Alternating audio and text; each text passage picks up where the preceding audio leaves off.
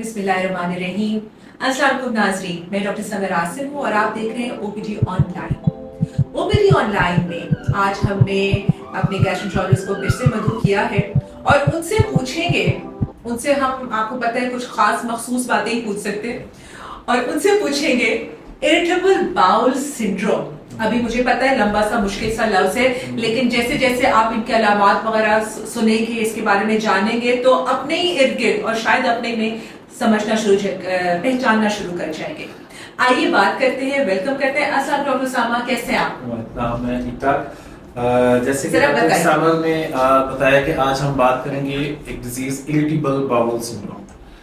ایک common disease ہے, اگر ہماری پاپولیشن میں اریٹیبل باؤل ڈیزیز ہے, کامن, عام, بالکل بہت زیادہ کامن ڈیزیز ہے.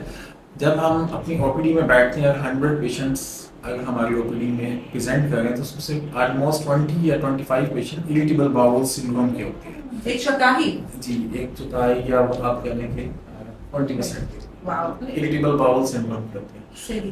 نام جیسے انگلش میں اگر ہم اس کو ترجمہ کریں اردو میں تو اریٹیبل مطلب چڑچڑاپن اور باؤل مطلب آنتوں کا چڑچڑاپن ہم کہہ سکتے ہیں. عموماً لوگ اس کا جو مخفف ہے IBS, وہ اسے اس نام سے اس کو جانتے ہیں. ہمارے پاس پیشنٹ آ کے کہتے ہیں کہ میں IBS کی مریض ہوں. تو اس کے بارے میں ہی آج ہم بات کریں گے کہ یہ کیا ہے اور یہ کس وجہ سے ہوتی ہے اور اس کے کیا علاج ہے.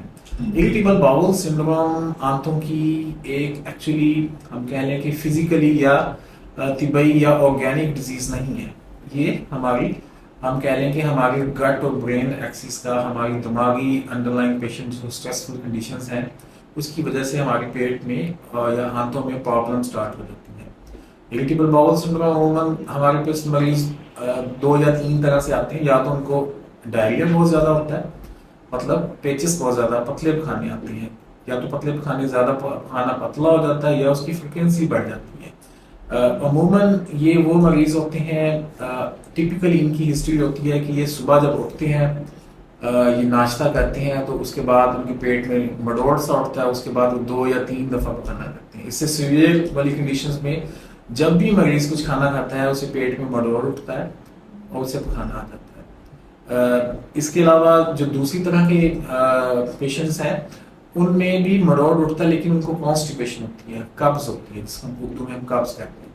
تو ان لوگوں کو بھی پیٹ میں مڈوڑ اٹھتا ہے, اس کے بعد قبض رہتی ہے سارا دن. اور ان سب مریضوں میں ایک چیز کامن ہوتی ہے کہ جب یہ پخانا کر لیتے ہیں تو ان کی پیٹ کی درد امپروو کر جاتی ہے. کچھ لوگ ایسے بھی ہوتے ہیں جن میں یہ دونوں علامات مکس ہو کے آ رہی ہوتی ہیں, جیسے کہ پتلے پخانے اور قبض دونوں, کبھی انہیں قبض ہو رہی ہے کبھی انہیں پتلے پخانے آ رہے ہوتے ہیں.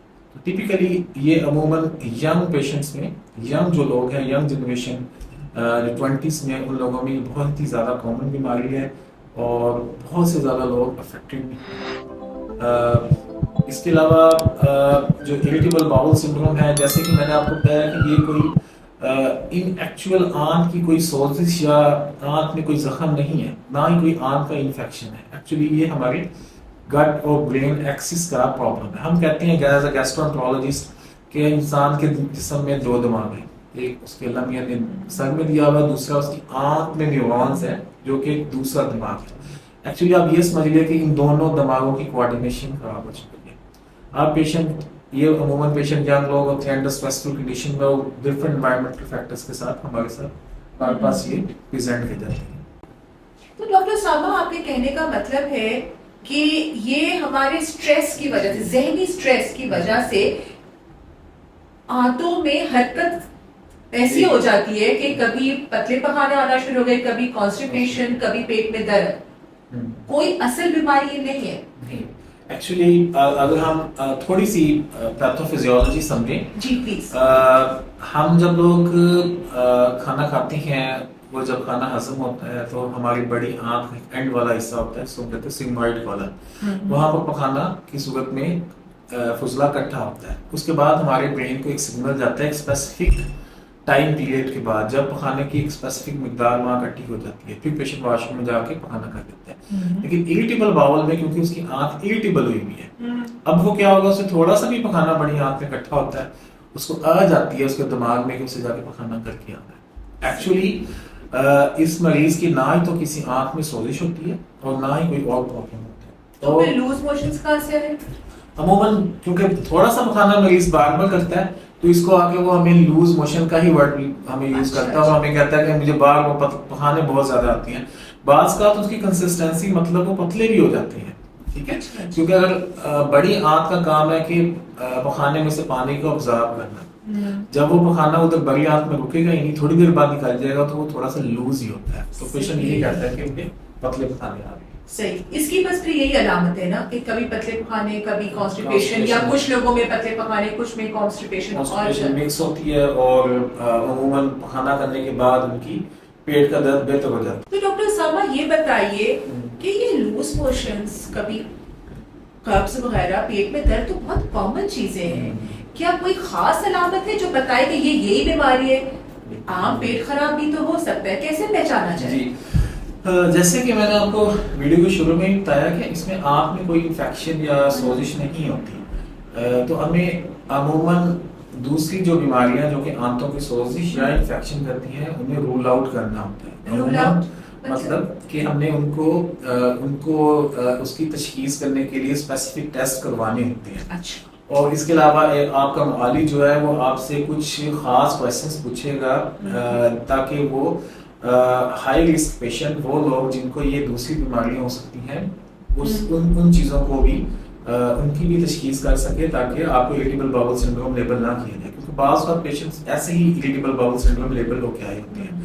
وہ جو خطرناک باتیں ہیں, علامات ہیں, ان علامات میں ہے کہ وزن کا ان انٹینشنلی, مطلب پیشنٹ نے خود نہیں کیا لیکن اس کا وزن کم ہوتا ہی جا رہا ہے بغیر چاہے. نمبر 2 پہ اس کو خون کی کمی ہو رہی ہے. نمبر 3 پہ پخانے میں خون آ رہے ہیں یا کالے پخانے آ رہے ہیں, یا بخار بہت زیادہ ہوتا ہے پیشنٹ کو, یا پیشنٹ کی کچھ فیملیز پرابلمس ہیں, جیسے کہ اس کو خاندان میں بڑی آنت کا کینسر ہے, بڑی آنت کی سوزش ہے.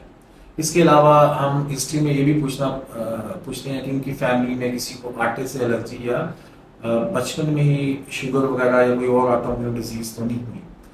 جب یہ چیزیں نہیں ہوتی تو پھر اس کے بعد اسپیسیفکلی کچھ ٹیسٹ کروائے جاتے ہیں, جیسے کہ خون کا ٹیسٹ دیکھنے کے لیے خون کا کوئی انفیکشن یا خون کی کمی, پخانے کا ٹیسٹ دیکھنے کے لیے کہ اس پیشنٹ کو کوئی انفیکشن تو نہیں ہے چل رہا, یا آنتوں میں خون تو نہیں رس رہا جو کہ اس کو نظر نہیں آ رہا لیکن وہ ٹیسٹ پہ نظر آتا ہے, اس پخانے میں اس کی تیزابیت زیادہ تو نہیں ہے, کوئی گلوکوز انٹالرنس ہے.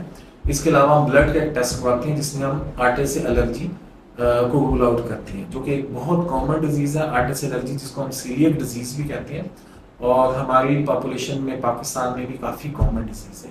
ان سب چیزوں کو جب رول آؤٹ کر لیا جاتا ہے, ان سب چیزوں کو ہم دیکھ لیتے ہیں کہ یہ نہیں ہے پیشنٹ میں نہیں ہے, تو پھر ہم اس پیشنٹ کو اریٹیبل باؤل سنڈروم لیبل کرتے ہیں. رائٹ, تو خطرناک اور ایسی چیزوں کو نکال کر پھر اس کے بارے میں سوچتے ہیں. تو اگر یہ صرف کائنڈ آف ایک ذہنی سے لنکڈ پرابلم ہے, اس کی کیا کوئی کمپلیکیشنز ہے, چلتا ہے؟ جی, کمپلیکیشنز تو سب سے بڑی کمپلیکیشن تو یہ ہے کہ پیشنٹ کی سوشلی لائف بہت زیادہ ڈسٹرب ہوتی ہے. پیشنٹ ہے بیٹھا ہوا ہے, اس نے کام کرنا ہے, صبح اپنے اس نے آفس کے لیے تیار ہونا ہے, اسکول کے لیے جانا ہے, بچے نے یا اسٹوڈنٹ نے کالج میں جانا ہے, اسے بار بار پکانے آنے ہیں, بار بار پیٹ میں بڑبڑ اٹھ رہے ہیں, اور فیملی بھی ڈسٹرب ہے. ایکچولی جو کوالٹی آف لائف ہے وہ بہت زیادہ ڈسٹرب ہو جاتی ہے. ادروائز کہیں کہ کوئی کینسر ہو جائے گا یا پھر اس پیشنٹ کو اریٹیبل باؤل سنڈروم سے خدا نخواستہ کوئی اور بڑی پرابلم ہو سکتی ہے, وہ ایسی چیز ایسا نہیں ہوگا. وزن کم ہوتا ہے اس کی وجہ سے؟ عموماً وزن کم ہوتا نہیں, لیکن عموماً مریضوں کا ہمارے پاس جب ویٹ لاس ہوتا ہے, جب ہم بریک آؤٹ کرتے ہیں, تو پرابلم صرف یہ ہوتی ہے کہ پیشنٹ کہتا ہے کہ جب میں کھاتا ہوں تو مجھے بڑوڑ اٹھتا ہے, کھانا آ جاتا ہے, تو میں نے کھانا ہی چھوڑ دیا, تو وہ پھر کھانا ہی چھوڑ دیتا ہے. پھر ہمارے متس ہیں, گرم کھانا, ہارڈ کھانا, مطلب مرغی یا میں نے گوشت کھا لیا, یا میں نے کوئی باربیکیو کھا لیا, یا میں نے کوئی نان کھا لیا, تو وہ میرا معدہ نہیں ہضم کرے گا, وہ میری آنت ہضم نہیں کرے گی, تو وہ خود بھی ریسٹرکشنز لگا لیتا ہے فوڈ سے. وہ عموماً لو کیلوریز ڈائٹ پہ شفٹ ہو جاتا ہے, جس کی وجہ سے اس کا ویٹ لاس ہوتا ہے. عموماً ویٹ لاس ہوتا نہیں. ڈاکٹر صاحب, ایک بڑی افسوس کی بات ہے کہ ہمارے ہاں پریشانی سے تعلق جو بیماریاں یا تکالیف آ جاتی ہیں اس پہ ہم اہمیت نہیں دیتے اور کہتے ہیں کہ بیماری تو ہے نہیں، اس کو نہ اہمیت دیتے ہیں نہ اس کو ٹھیک کرنے کی کوشش کرتے ہیں. تو کیا یہ بیماری ٹھیک ہو جاتی ہے؟ عموماً یہ بیماری ٹھیک ہو جاتی ہے، کیوریبل بھی ہے، لیکن بڑی سلو ٹو رسپونڈ ہے. ایک اسٹڈی کے مطابق عموماً گیسٹرونٹرولوجسٹ، سائیکیٹرسٹ، ڈائٹیشین، یہ تینوں لوگ بھی مل کے جب اس پیشنٹ کو ٹریٹ کرتے ہیں اپنے انڈر سپرویژن تو اونلی 50 to 60% رسپونڈ کرتے ہیں ایون آفٹر 1 year. تو ٹریٹیبل تو ہے یہ پیشنٹ انٹل کہ انلیس وہ اپنی انڈر لائن پرسنالٹی، اپنی انڈر لائن لائف اسٹائل کو جب چینج کرتا ہے تو وہ امپروو کرتا ہے.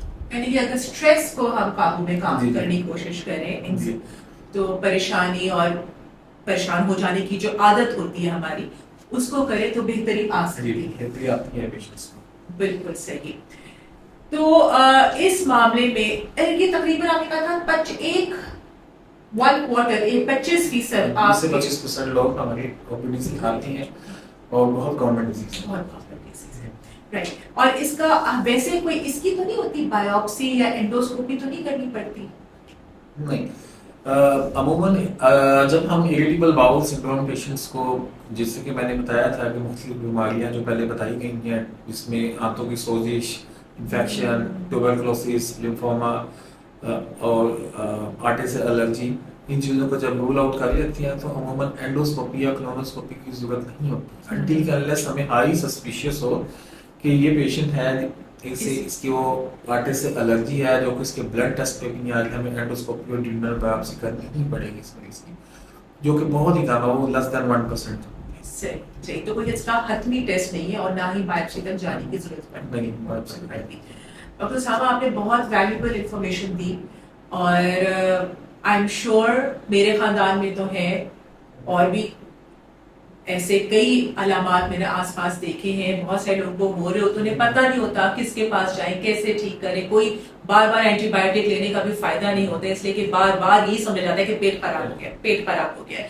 تو اس کو پلیز پہچانیں اور ہم سب کو ایک دوسرے کی مدد کرنی چاہیے ذہنی صحت کو بہتر کرنے کے لیے، آس پاس کے ایک دوسرے کے لیے ماحول بہتر کرنے کے لیے، تاکہ اس قسم کی بیماریوں کی طرف بھی توجہ ہماری جائے اور اس میں ہم ایک دوسرے کی مدد کر سکیں.